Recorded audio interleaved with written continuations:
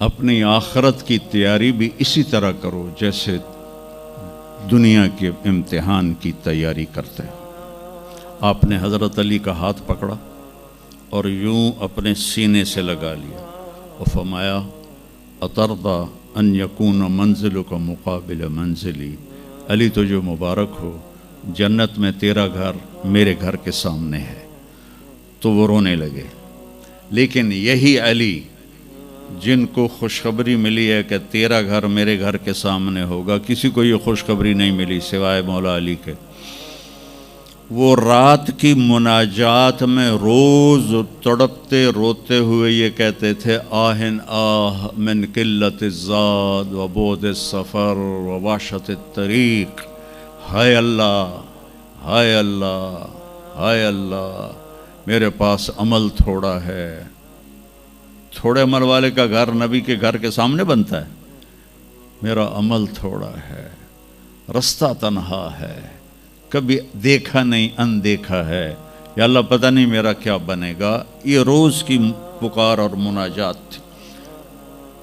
اور پھر دنیا کو کہتے الیہ تغررتی، دنیا تو مجھے دھوکہ دیتی ہے، ہی ہاتھ غری غیری، چل دفعہ ہو جا کسی اور کو دھوکہ دے، میں بتتو کی ثلاثہ، میں تمہیں 3 طلاق دے چکا۔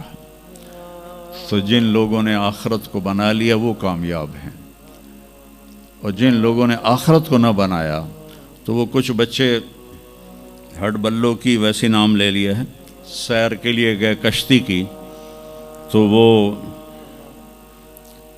کہنے لگے ملاح سے چاچا تنو کیمسٹری آمدی؟ اس کہ پتر اج ہی نہ سنیا کی ہوندی ہے؟ اس کہ تینوں پتہ نہیں ایسی سپیریئر یونیورسٹی دے سپیریئر لڑکے آئیں، سانو ساری کیمسٹری دا پتہ ہے۔ دوسرے نے پوچھا چاچا تو فزکس پڑھی؟ اس کہ میرا بچہ میں تو اج ہی نہ سنیا، ساری حیاتیہ بیڑی بائی ہے۔ کہ چاچا تیری ادھی زندگی چلی گئی، ادھی زندگی ختم ہو گئی، سانو ایک اسی سپیریئر دے سپیریئر بچے، ساڑا برائٹ فیوچر۔ اتنے چھک موج آئی تے کشتی ہوئی ڈاواں ڈول۔ اس کہ پترو ترنا سکھیا ہی نے،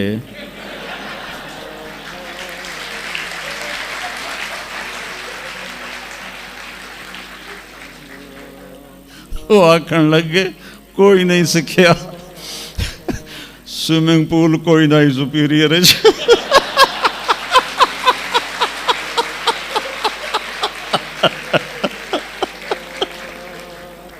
تو وہ ملا کہنے لگا پترو میری تو ادھی گئی تو تہاڈی ساری گئی۔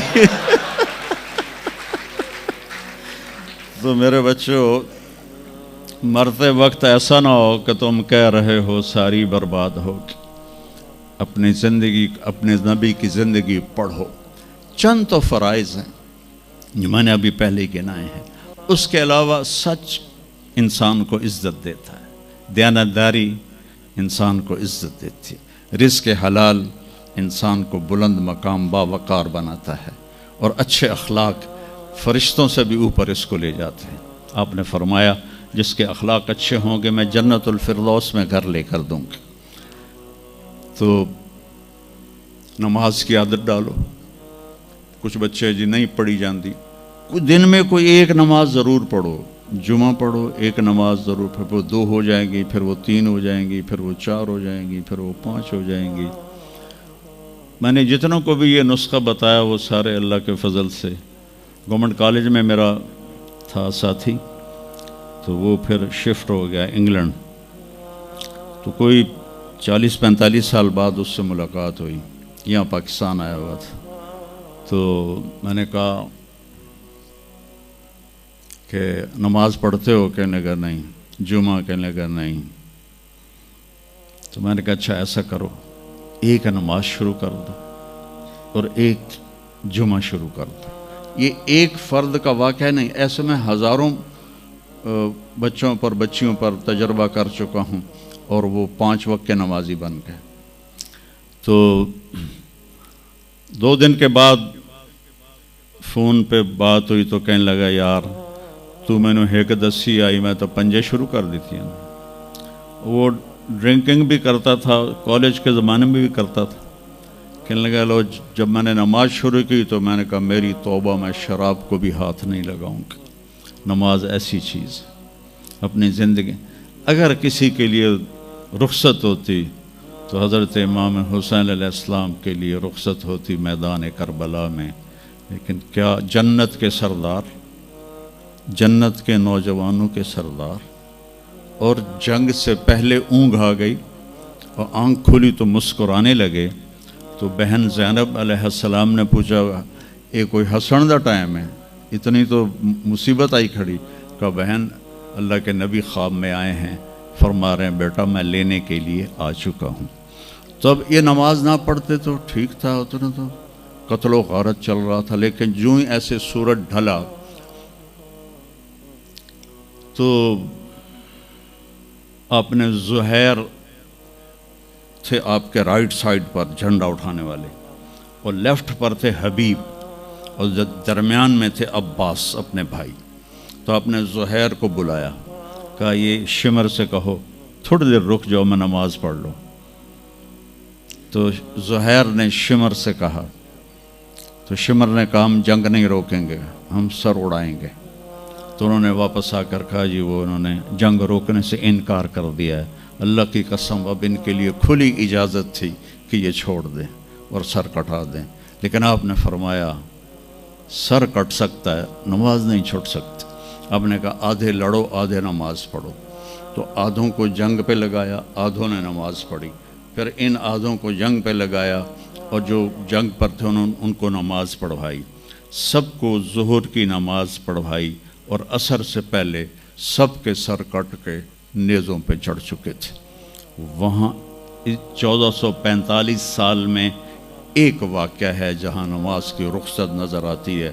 لیکن میرے نبی کے نواسے نے ایک مثال قائم کی، پوری امت کو ایک پیغام دیا کہ زیر خنجر بھی یہ پیغام سنایا ہم نے. نماز نہ چھوڑو. کبھی قضا ہو جائے تو رات کو سونے سے پہلے قضا دے کے سویا کرو.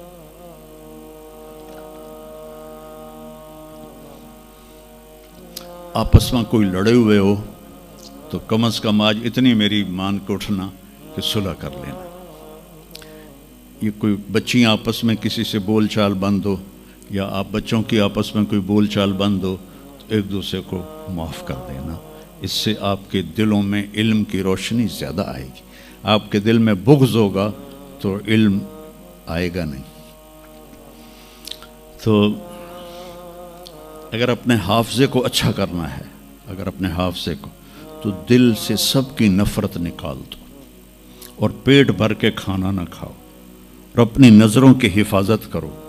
آپ کا حافظہ 16 سال والا رہے گا 70 سال تک. حافظے کو خراب کرنے والی یہ چیزیں ہیں. پھر جن سے پڑھتے ہو ان کو عزت دو، ان کا ادب کرو، ان کا احترام کرو. باب العلم ہے حضرت مولا علی کا، میں غلام ہوں اس کا جو مجھے ایک لفظ نہیں ایک حرف، جو مجھے ایک حرف بھی سکھا دے علم کا، میں اس کا غلام ہوں. تو جو آپ کے ٹیچر ہیں یا لیڈی ٹیچر ہیں، جو آپ کو جو کچھ بھی پڑھاتے ہیں، ان کا احسان ہے آپ پر.